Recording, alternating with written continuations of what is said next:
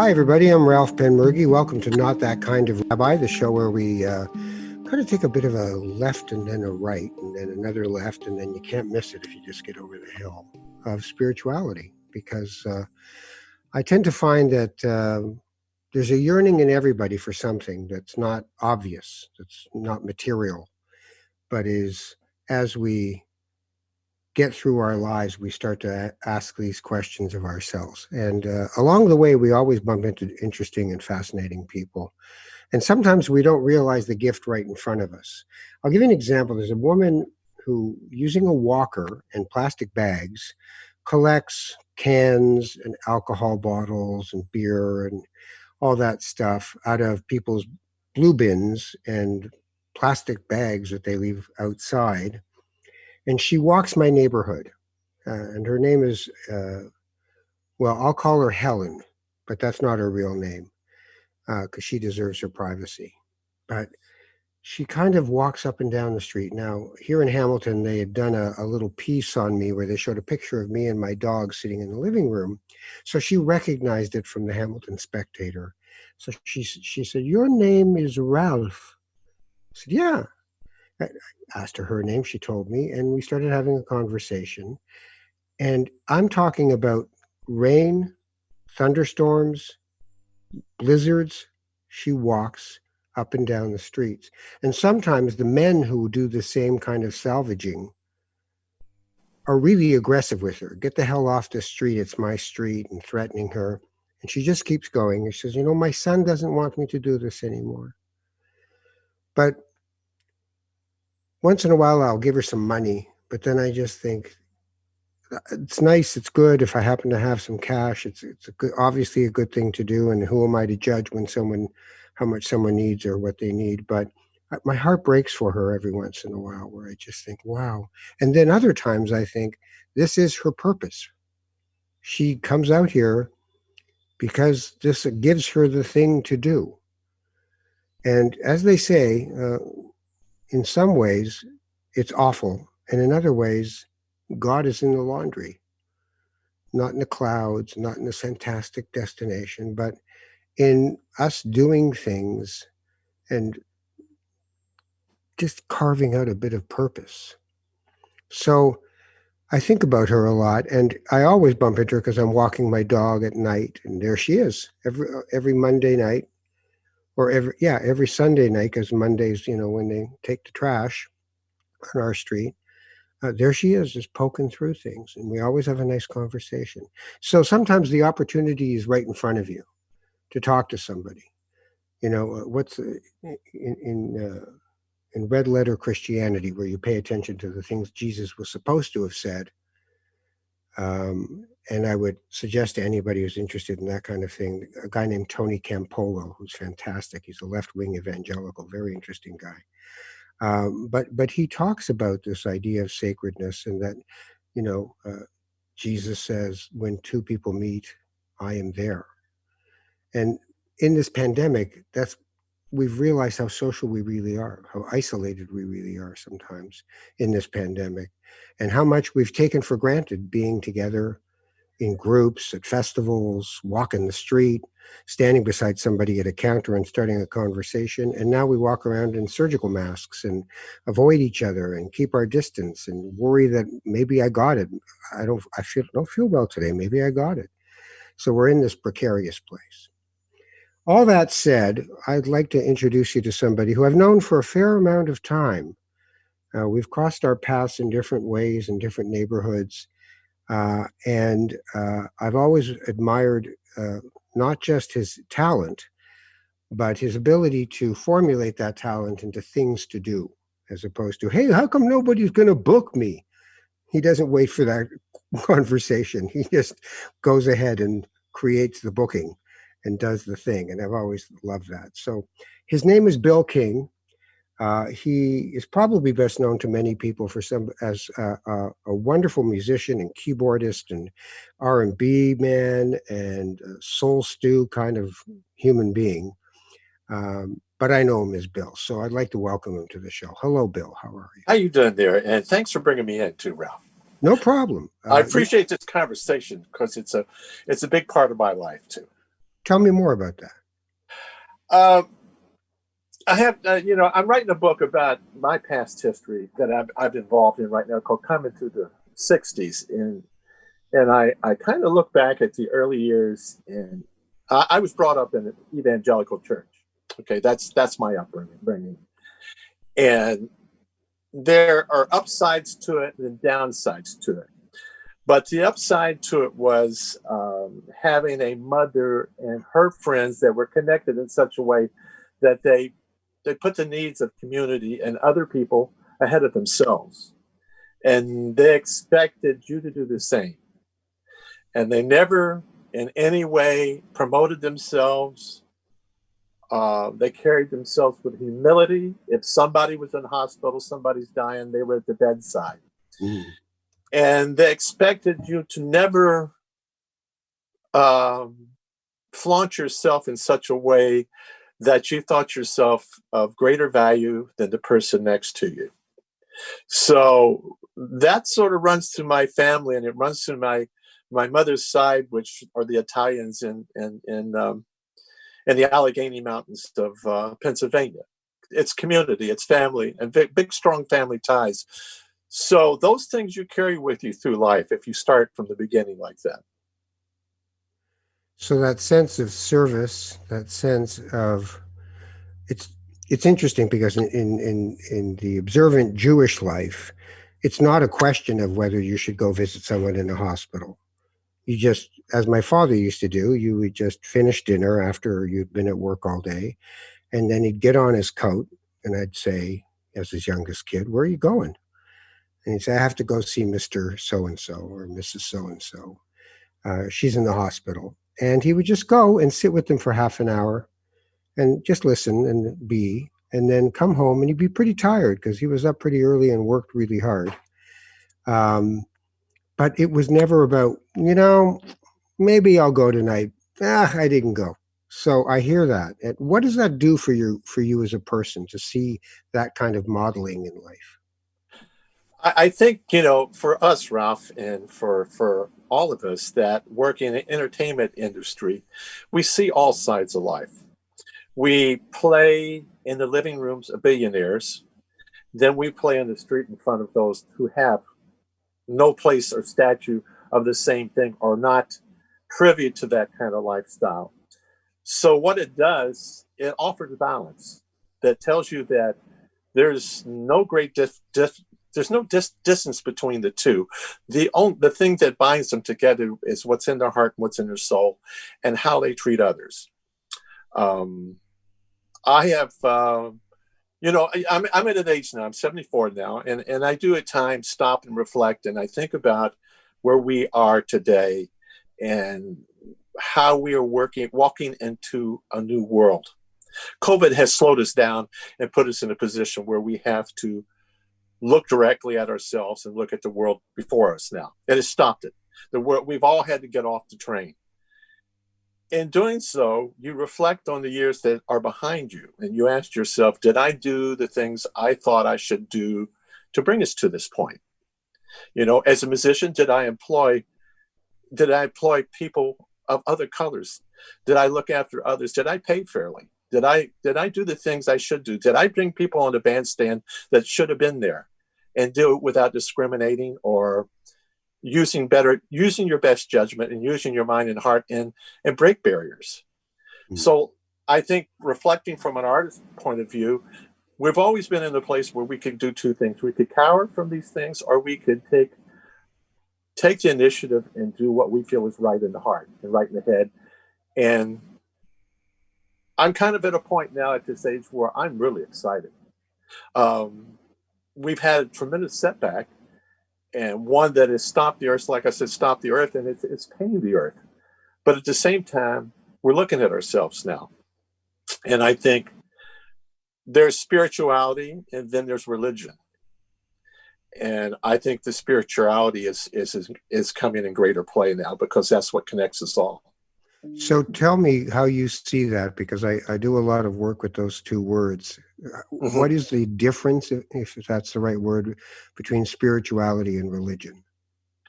Religion, to me, puts the demand on you that you once you said, I am this, I am that, I belong to this, you're a member of a sect, or you're a member of an organization.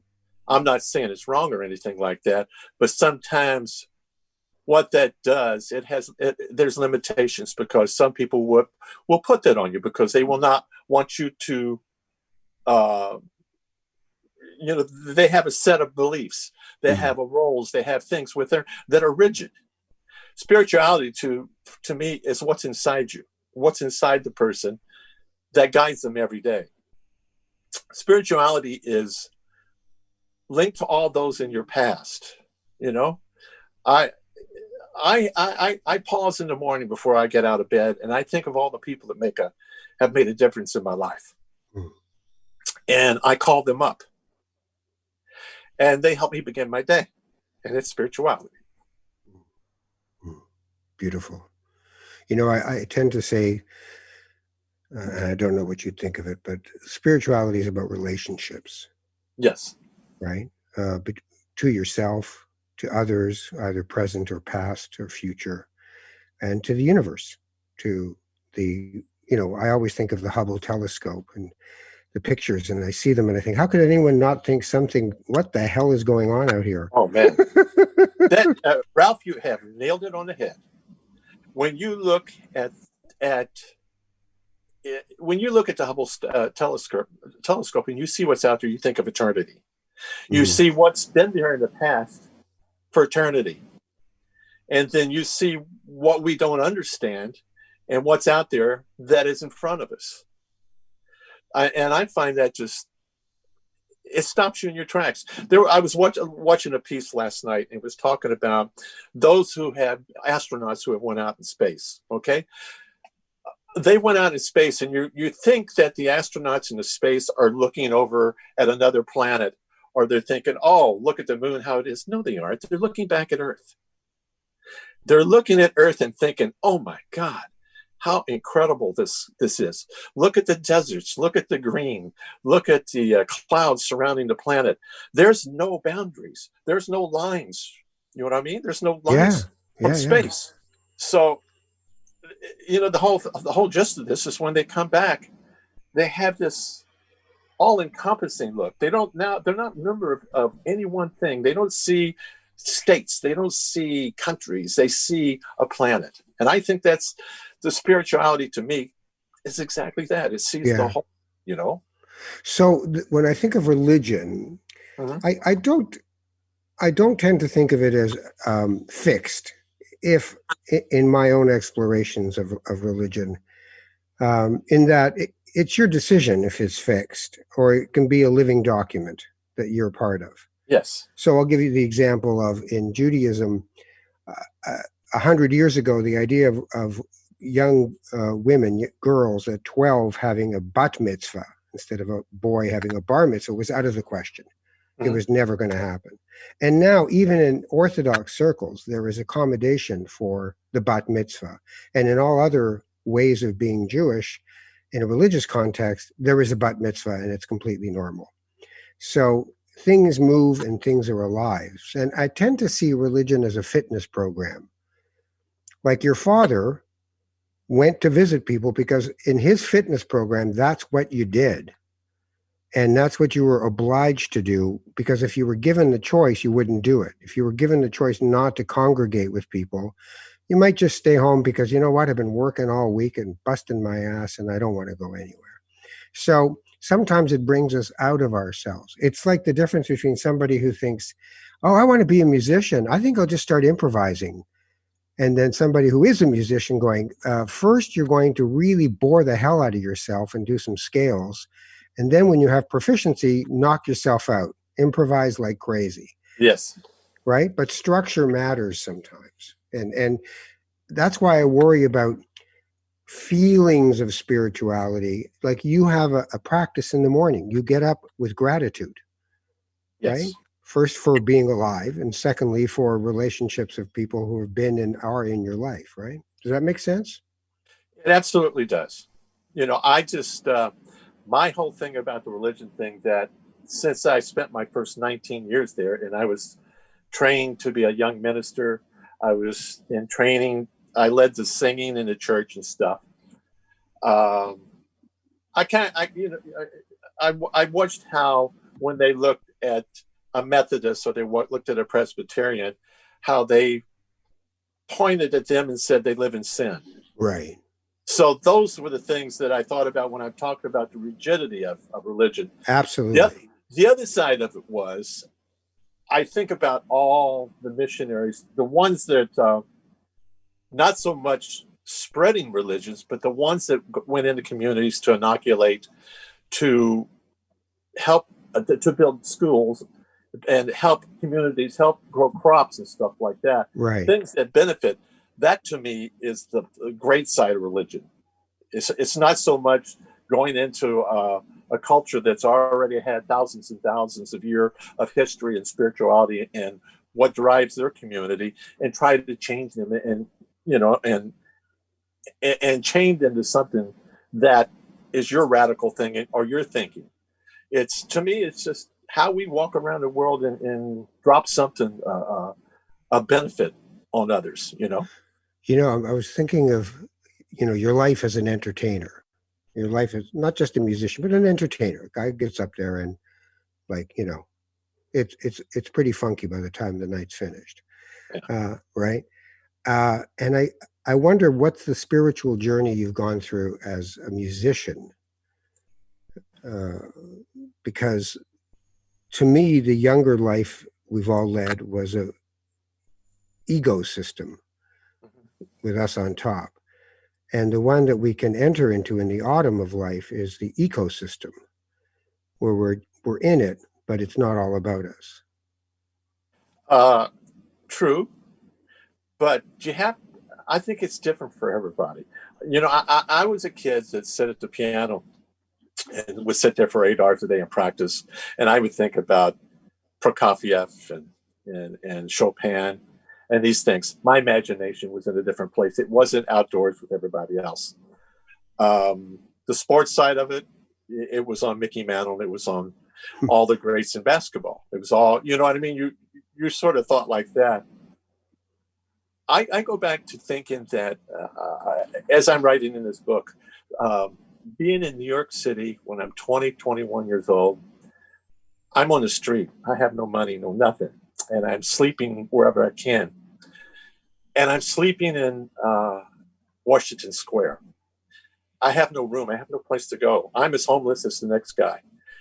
And I'm laying in this park and I have really nothing. And I'm looking up at the sky. I see the stars. And then those around me are coming around me and telling me to protect myself. And I'm thinking about that. And then I look over and I see this apartment. And to me, what happened to me was I looked at it and I said, that's where Robert Redford and Jane Fonda filmed Barefoot in the Park. And I thought to myself, maybe I should knock on the door and just go in or see if they'll let me in. You know what I mean? Yeah. As a young person, the imagination, depending on where you're at in the cycle and stuff, if you're not ego-driven or thinking you're going to take over the world, then you're coming from a different position. I came from a totally different thing. I was very sensitive to my surroundings and I was very aware of them. And at the same time, I was absolutely enthralled by what I was seeing. And so it's a mix. It's a mix. Now in my life, I just enjoy every day. I mean, I take it as I get up and just start doing. I'm up at 7 o'clock and I'm creating music. I'm writing. I'm doing all the things I enjoy doing. But I wasn't the guy that waited at the end at the gig to pick somebody up or go have a drink. That wasn't my thing. That was never my life. My life is entirely different. Mine was always, I got to get home and listen to the playback of what we just did. I'm more concerned what happened on the bandstand. I can't believe that was my lead break. It sucked. Oh, man. Those things will keep you up all night. Yeah. You're hard on yourself? When I was younger, yeah. Yeah.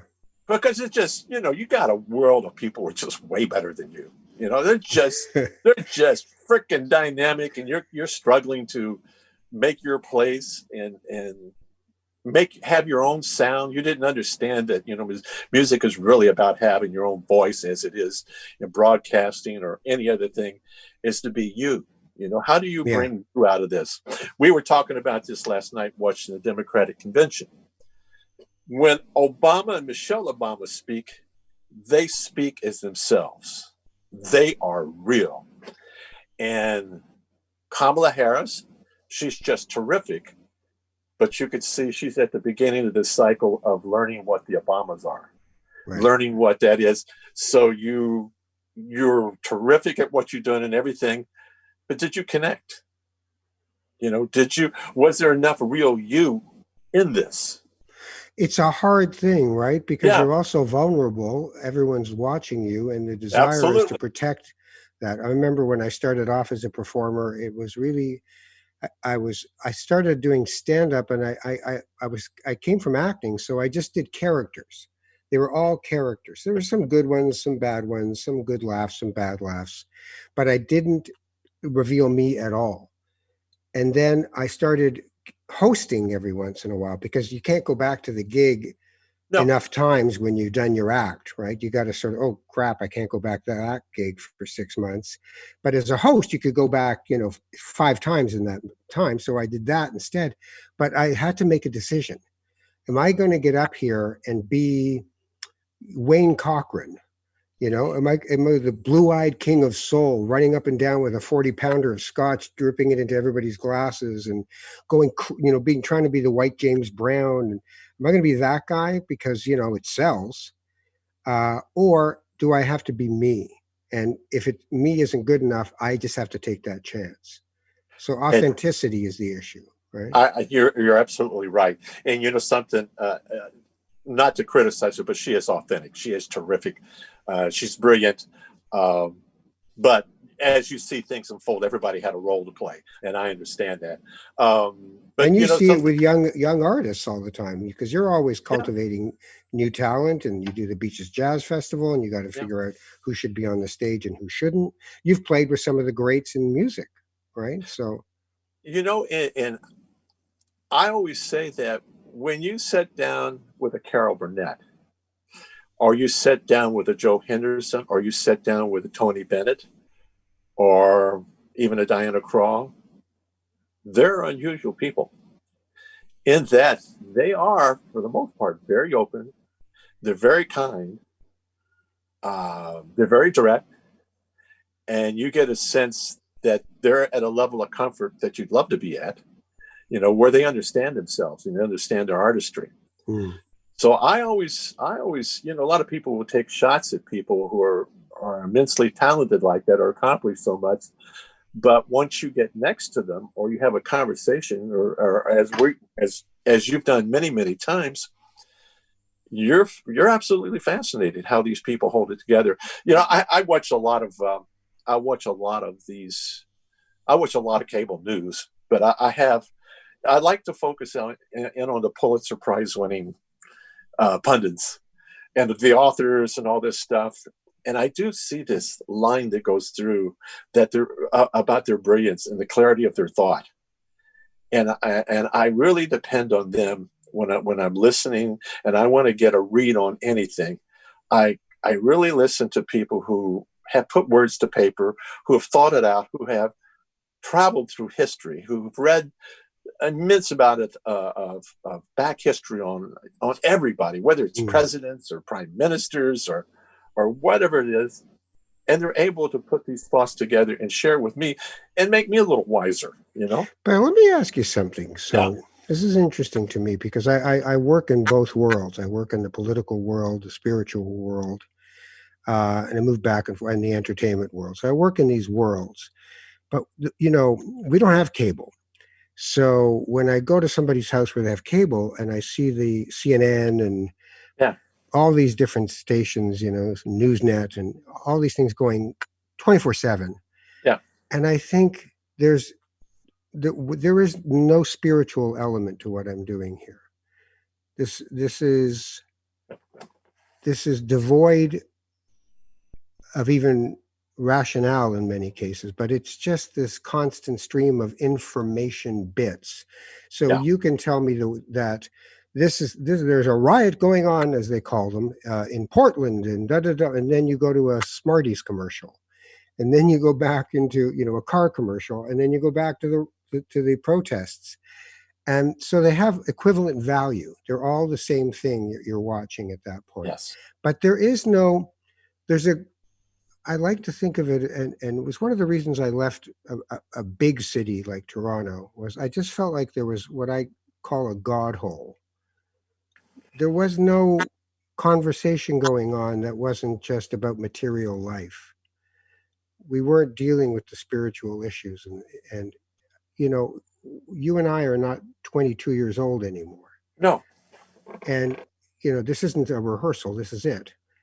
So how do you hold on, you personally, how do you hold on to that? How do you make sure that, how do you insinuate the spiritual element of the music you play and the things you do into life and still think they're listening, they're out there? It comes through the notes that I play. The instrument is my way of channeling that. And it's fascinating because I work with my son nearly every day. We work on music projects. And I actually got somebody sent me a note the other day and said, "You're 74. How are you making music like this?" And I thought about that, and I thought about, the key to it is having a son that's 25 years younger, and who's just part of everything and inclusive of me. And I'm inclusive of him in everything we do. We even have our own radio show together.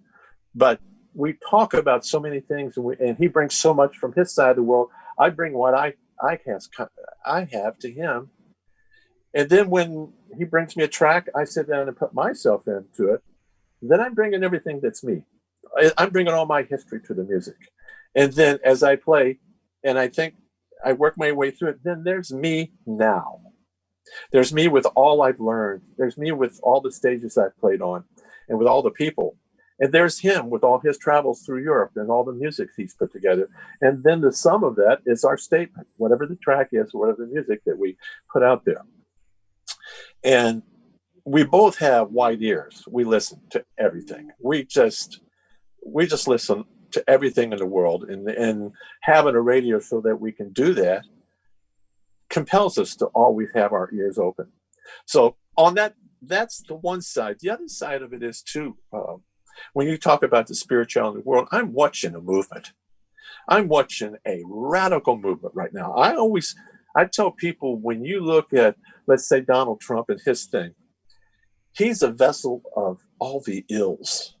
That's a vessel that holds all the racism, all the prejudice, all the horror of humanity, the indifference, the lack of empathy. It's all in one man. We're busting that. Then I look and I say, okay, look at all the wonderful, intelligent, beautiful Black women who are the force and who are setting the pace, the ground rules, and the movement of the future. And I look at that and I go, we began there. At this time, the earth needs to be mothered again. It needs to be cared for. We need to be cared for. That's why when I turn on the cable, I'm looking at the faces change. I'm looking at so many women from so many communities across America who are just absolutely brilliant. I listen to what they have to say. I know what they've been up against. I know the backstories. And I look how that place in history is we're in the now. Now, where this goes is the two factions fighting each other. Mm-hmm. Putting the old vessel with all the illness and all the sickness and all the prejudice and lies and deceit, putting it away, just send it to putting it out of our life, and then move into this other thing. So I'm kind of like the optimist, that I see good coming, and I think, like I said, the pandemic stopped everything in the tracks so everybody could think about it. It has, hasn't it? It's kind of like a slap in the face of wake up, or man, are you going to run around without a mask into a bar with 5,000 people, man? Are you going to do that? You do that, then you're playing in the other side. You're on that vessel. Yeah. But then you see what goes on in the American psyche in terms. Somebody a couple of days ago I was talking to said that they see America now as a toddler nation. That will change. Well, that's very hopeful. I I remember what? Yeah. Go ahead. No, go ahead. No, you go ahead. No, I just think, like I said, when I looked at the convention with 20 people on the stage from the Democratic Party, when I first saw that, and I saw the young people on that stages from different, they're either mayors of a city or an ex-mayor or a House of Representatives or this, all vying for this. I was thinking to myself, there's something going on there. Then with the Black Lives Matter thing, and then you have the mayor of Washington, Muriel Abrams, takes a prominent role. When you have the mayor of Keisha, Lance Bottoms in Atlanta. Yeah. You know what I mean? Stepping up, there's a role there. So you see these new faces, and each one of them are elegant speakers. They have their communities in mind. You see all this stuff. I look at that and I said, there's a lot of talent. There's just a lot of talent rising from this. And with that, you draw the distinction between a world that, well, let's just say this. Okay, would we ever got a check in the mail if it wasn't for COVID? Would you be eligible for a check in the mail? I mean, that stopped the Doug Fords. That stopped anybody on the right going, these are nothing but freeloaders. You had to look after your people. It's all still there, though. It's all still underneath. All still there. Right? Everybody thinks that, in 10 months we're going to turn the corner, and then we can go back to being this selfish group of people that wants to deny everybody. You can't go back. I tend to try to be forgiving in the idea of the selfishness, because I think that what fundamentally drives a lot of people into that direction is the fear of scarcity. That's what fuels the junk food, fast food industry, for instance, is that your reptilian brain says salt, sugar, and fat. I need these or I'll starve to death. So what do? The food chemists make, according to mouthfeel, a product that will satisfy your hunger for fat, double cheeseburger, white bread, bacon, processed cheese, factory farmed meat, and special sauce, no less. But yet, when you bite one, I guess I'm a vegetarian, but when you bite one, it's like, yeah. So even in the vegetarian world, they try to make a Beyond Beef burger to taste just like junk food beef. So there is that thing that we need, that sense. I want to talk about something that. Okay. Do you remember when you and I bumped into each other in the beaches in Toronto? Of course. So tell me how you remember that, because I remember it all the time. We're on the street. I think it was one of the beaches, street scene nights or something. Yeah. And you were pushing a cart with a child in it, a new child. That's right. And I was just excited to see you, and I was Ralph in it. And Ralph says to me, he goes, "Can you keep it quiet? My baby's sleeping." And I looked at him and thinking, man, you're on a street where like 100,000 people's going to be in a few minutes. But something, that's the whole thing that, I'm an outgoing person that, here's an example. Okay. I didn't know 5 people in my neighborhood before this COVID thing, right? I'm Mr. Rogers. I'm Mr. Rogers now. Honest to God. I'm out every night walking the dogs, and I'm, hello, Mrs. Jones, hello, over here. And I'm stopping to talk on all the families and the kids, and it's a little 2-block radius, right? Right. And it's every night we stop and talk. And now, do you remember what happened a week after you and I met? No, go ahead. It's your turn. You had a medical issue. Yes, I did. A rather impressive one. Oh, when I met you, you were yelling, and I said, "Quiet, you're going to give the kid a heart attack." And a week later. Well, a week later, I remember, was it Lucy's? What was the burger place there in the? Oh, yeah. Beaches? I think it was Lucy's, but I don't Yeah, remember. Lucy, Yeah. something like it. So I ordered like something like this beef, big plate of beef or something, right? And I don't eat like that anymore. But I had this thing, and I'm down by the lake there, and my wife said, she goes, "That's a heart attack meal if I ever saw one." And I finished that plate, and I go, "I'm not feeling so great." And that night, somewhere in the middle of the night, I woke up and I just felt horrid, and it got worse and worse. And she says, "We should call an ambulance." And I said, "Let's just call a cab." So we call a taxi, and I get there, and I'm having a heart attack. Yeah. At Mount Sinai. So how did you feel? You know what it was? I had to, when I went into Mount Sinai, and I was in an emergency. They just had me sit there, and they gave me an aspirin. And my wife says, "Do something. There's something seriously going on here." So they took me in, they looked at me, and they went, "Yes, he's having a heart attack." So that's when they put me on the gurney, and they took me underground, because they take you underground from Mount Sinai over Peter Monk, where they do the at East General, at Toronto General, where they do. Yeah, that's where they do it. And then, as is there, they did the X-rays, and they said he's got 5 arteries that are clogged, and one of them is a main artery to his heart, which has never been open. The LAD. Yes, and so anyway, they call it the Widowmaker. The Widowmaker, but I've always had that issue, and so it's running in the family, hereditary. Right. So anyway, they get me on there, and they opened that first one up. That and they didn't really give me, I was wide awake for it. Yeah, they did stents, right? They did stents, so you're awake for that, right?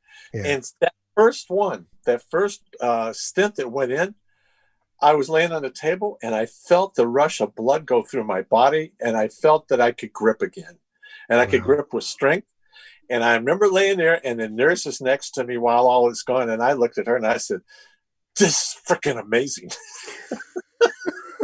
Meanwhile, they're trying to get all the stuff. I go, "This is amazing." Yeah, we're not quite finished yet. No, we got 4 more to do.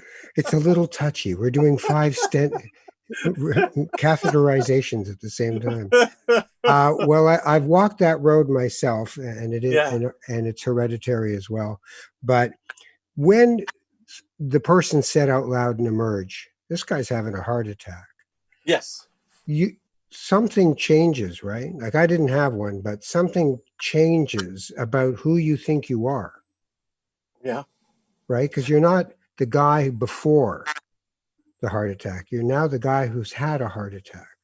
Well, you know what it was? It was that year following the heart attack. Yeah.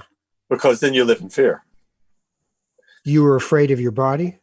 Everything I did, I was afraid to really overexert myself in any way. Right. Because I made the mistake of not going to the classes. Because I had a second, 5 years ago, I had angina, and they put 2 more stents in, right? They filled 2 more. I went to those classes afterwards. The first thing why didn't you go to the class? Because the first time? I have a theory on it. That's 15 years ago, and it was like, I didn't understand it. I didn't really have, you know what I mean? I didn't really grasp what was going on, and I was so wrapped in my head that I was worried about my life. And if I had went then, they would have did the same thing, which would be, "All right, let's get you on a treadmill. Let's get you lifting weights. Let's get you going around the track. Let's get you just active."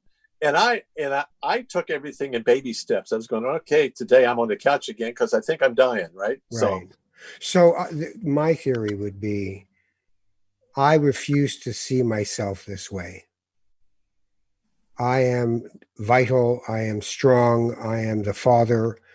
I am a band leader. I am, and I don't say ego in a negative way, but it's still an egoic self-identification that I am Bill frickin' King, man. And then this thing comes and says, at a certain point, we're all going to die. And you go, "No, this is not a conversation I'm willing to have." It's like when they said, "Get an ambulance," and you said, "Get a cab." Yeah, that was. Yeah, but it's the same thing, isn't it? Laughs about that. But isn't it the same thing? It's like, I can't see myself as weak.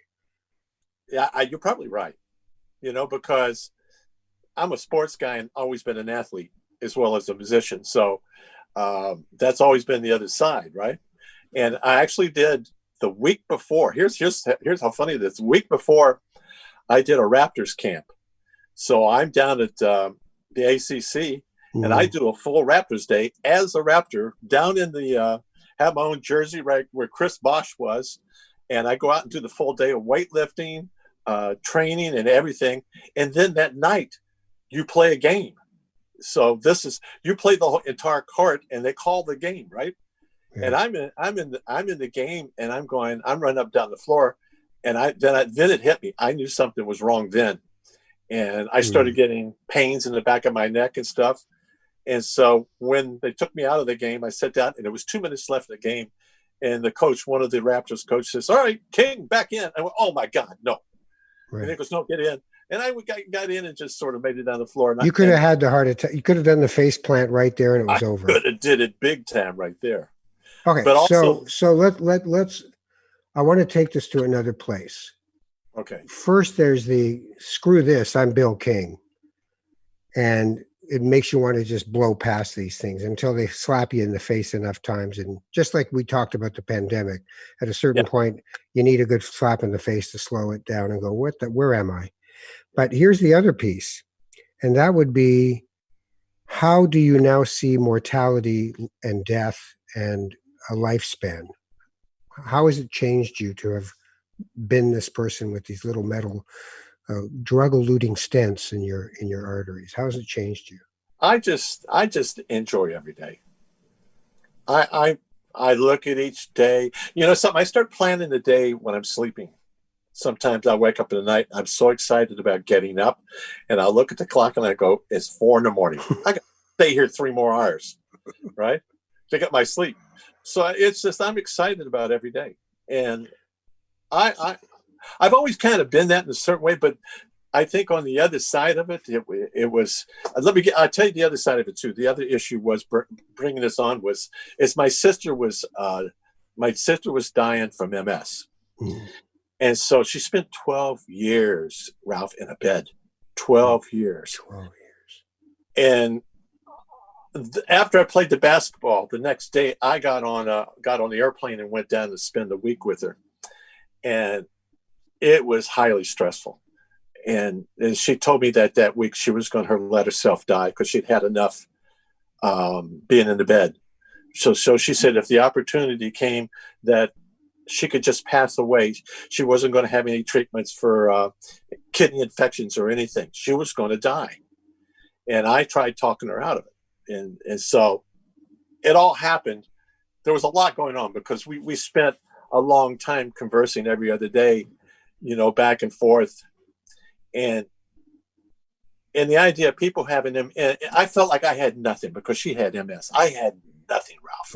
Right. MS is powerful. We spent all that time talking her through this, and the conversations she would have, like, well, tomorrow, this is going to be tomorrow. This is going to be better. They have a new drug out, interferon. I'm going to try to get interferon and see if that works. I'm sure this one works. So it's always more hope than you can imagine for some kind of. We still don't have anything that works for MS. So, but why did you try to talk her out of it? Because I wanted her around. But what about her? We let go. There was a time when within a few weeks, she let go. It's just that, it's family and it's heartbreaking.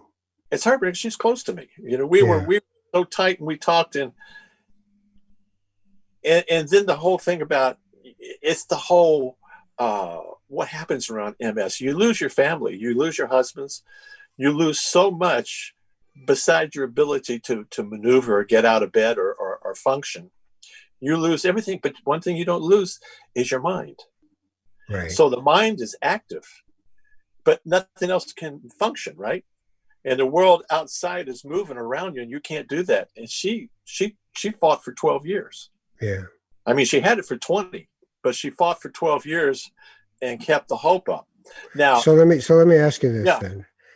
So you grew up in an evangelical house where God was a normal part of life. Yes. So where's God in your life? in these stories, and where is God in your life now? I'm more of a science guy. You know, I believe everything out there exists, and it's what it is. In many ways, I think life is what it is. It's particles, it's atoms, it's everything in neutrons, it's everything bouncing off of each other. But there's the spirit world, and I think the spirit world exists for me, and I think that's what we draw from. I think that's what we walk through every day. It's unseen current. I think we call upon it when we need help, or how, I think it's there. I think there's something exists on another plane to me. I don't see temples, and I don't see buildings and these things as where everything is at. I think everything's everywhere, and I find it easy to live in a world knowing that every plant, everything around me is something spectacular. Interconnected. Interconnected, every bit of it. Yeah. I mean, you said you're a science guy, and then you talked about the mystery, the unknowables, the energy, the spirit. That's the other side, but science is still energy. Energy. Well, yeah, but is science an explanation of spirit? Is it a way of saying, okay, well, this is how it's made up? But if we are physically, literally made up of stardust, which we are. Yeah, but there's something that when all of it comes together, that ignites it. Yes, but is it? And I'm not, asking like I need you to have the answer I want. Is it all coincidental? Is it all random? Or is there something going on that we can't possibly understand? I think that's exactly it. There's something we don't understand. There's a lot we don't understand. But I think for us, dealing with how we survive and how we live on Earth, the thing we tap in for our health and for our sanity, and that sort of is the guidelines and helps repair things, is the science that we learn, what we learn from every day. The spiritual side is something you have to deal with yourself. You have to. But the spiritual side, when you hit that keyboard, when you're playing a gospel tune, yes, I mean, you're in the spirit part of your life, right? Yeah, but it's also science under my hand, because it was science that built that keyboard. That's right. Well, they're not exclusive. Like, that's the thing. No, but I mean, they're partners. Yes. There's a partnership there, and I don't know how you feel, and I'm excited. I'm 74, and I'm excited. That's fantastic. I'm excited about everything. I'm excited about life. I don't see it as hopeless. I think there are things that are dropped on us that we have to deal with, but it also opens up other things it's like the whole thing everybody said, I've lost my livelihood. Okay. Right. And I can't play in clubs. I can't play here. I can't do that. I can't do this. I can't be musical director for events or anything.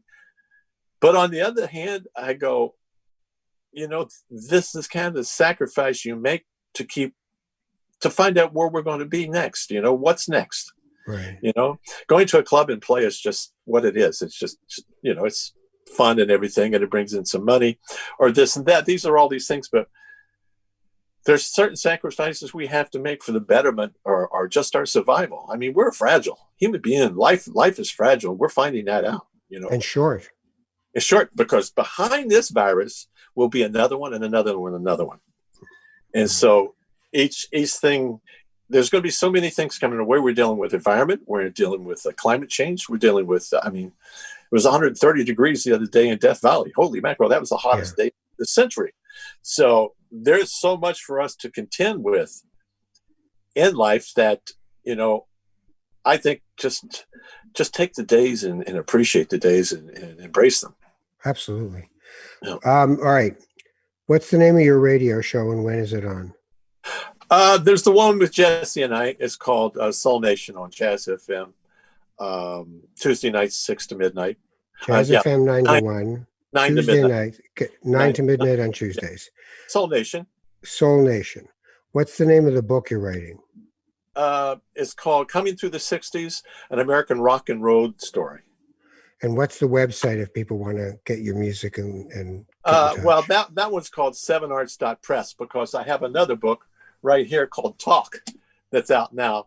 It's conversations with 72 iconic Canadians in the music industry. Fantastic. Bill King, it's been an absolute pleasure. It's great to reconnect with you. I feel like every couple of years we'll bump into each other and something else comes up. But to hear your spirit and your energy and your positivity is just fantastic. And your productivity has always been something I've so respected. So thank you for doing this. I really appreciate it. Well, I'm so happy you invited me into your space. You take care of yourself. Okay. You too. All right. All right. Be good, man. Bill King. I'm Ralph Benmergui. That's Not That Kind of Rabbi for this week, and another episode down the road of, I don't know where we're going. But thank you for listening. And if you want to get in touch with me, go on Twitter. You'll find me at Ralph Benmergui, and send me a message, and we'll talk.